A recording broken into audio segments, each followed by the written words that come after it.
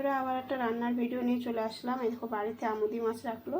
এটা আমুদি মাছ ঝাল করব, পেঁয়াজ দিয়ে, আলু দিয়ে, ধনেপাতা দিয়ে, লঙ্কা দিয়ে, কাঁচা লঙ্কা, টমেটো আর একটু জিরের গুঁড়ো, কাশ্মীর লঙ্কার গুঁড়ো দিয়ে। তেল গরম হয়ে গেছে, মাছটা একটু ভেজে নিই।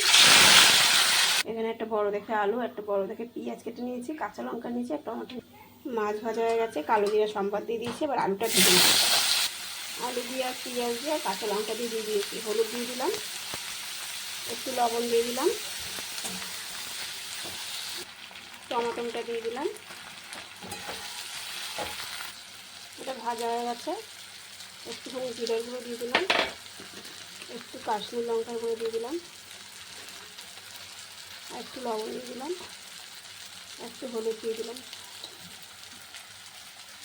একটু জল দিয়ে দিলাম।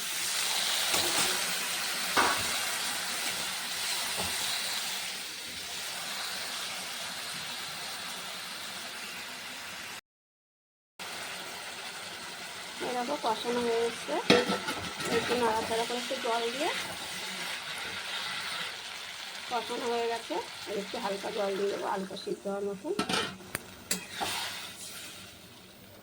আলু সিদ্ধ হয়ে এসছে।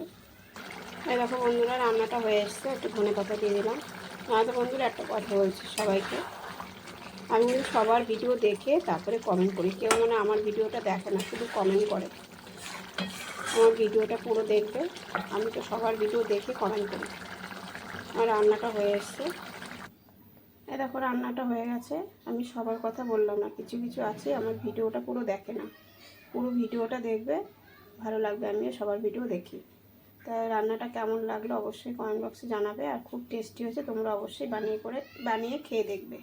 খুব সুন্দর টেস্টি হয়েছে।